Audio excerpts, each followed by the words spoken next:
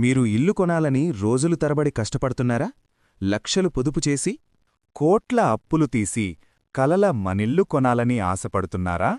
హైదరాబాద్లో ఒక బిల్డర్ ఒకే ఫ్లాట్ను ఇద్దరికీ ముగ్గురికి అమ్మి 270 కోట్ల రూపాయల మోసం చేశాడు. ఇది ఒక్క కేసు మాత్రమే కాదు, వైట్ వాటర్స్ కంపెనీ కేసు మాత్రమే కాదు. సాహితీ ఇన్ఫ్రా 360 కోట్లు, భారతీ బిల్డర్స్ 5.39 కోట్లు. వేలాది యువకుల జీవితాలు రోడ్డున పడ్డాయి. ఈఎంఐలు మాత్రం ఆగలేదు.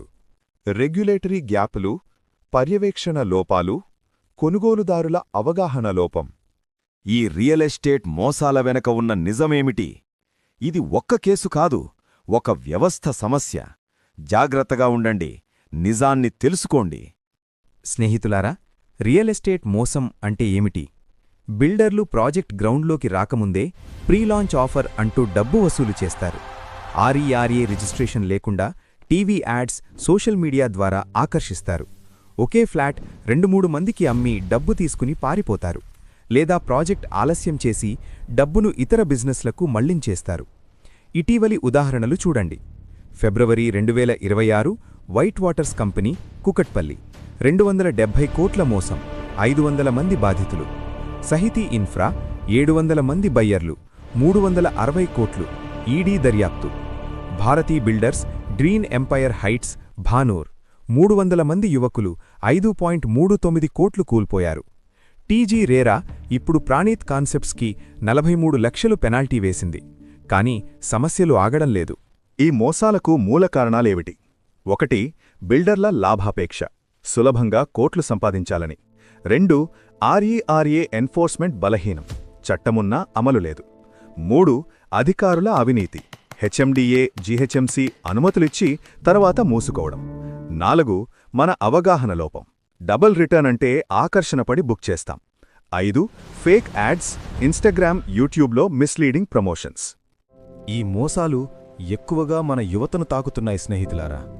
హైదరాబాద్ ఐటీ హబ్లో 25 నుంచి 35 ఏళ్ల యువకులు తొలి ఉద్యోగం, మొదటి పొదుపు, కలల ఇల్లు కొని వివాహం చేసుకోవాలని, కాని లక్షలు పోగేసి బ్యాంక్ లోన్ ఈఎంఐలు కట్టవుతున్నాయి.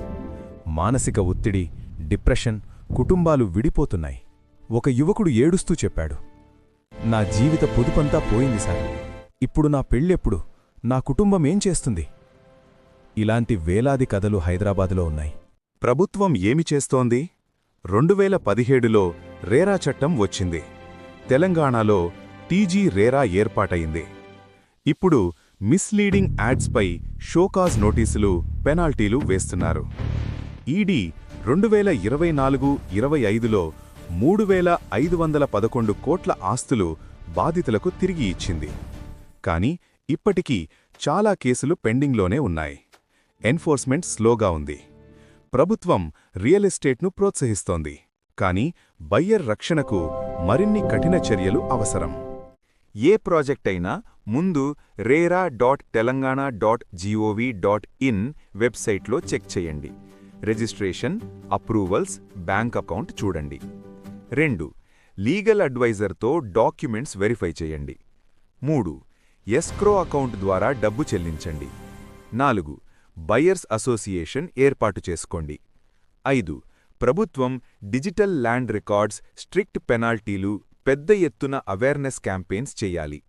మీరు మోసపోతే వెంటనే టీజీ రేరాకి ఫిర్యాదు చెయ్యండి. Phone 04029394972, WhatsApp 90006031. స్నేహితులారా, ఈ మోసాలు కేవలం డబ్బు కోల్పోవడం కాదు. ఒక తల్లి మా కొడుకు ఇల్లెప్పుడొస్తుంది అని రాత్రి రాత్రి ఏడుస్తుంది. ఒక యువకుడి కలలు, ఆశలు, భవిష్యత్తు నాశనమవుతున్నాయి. మన యువత రక్తం చెమటతో సంపాదించిన డబ్బు ఇలా దోచుకుపోకూడదు. జాగ్రత్తగా ఉండండి, అవగాహన పెంచండి, కలిసి పోరాడండి. ఈ వీడియో మీ ఫ్రెండ్స్కి షేర్ చేయండి. కామెంట్లో మీ అనుభవం చెప్పండి. మరిన్ని ఇన్వెస్టిగేటివ్ స్టోరీల కోసం ఛానల్ సబ్స్క్రైబ్ చేయండి, బెల్ ఐకాన్ నొక్కండి.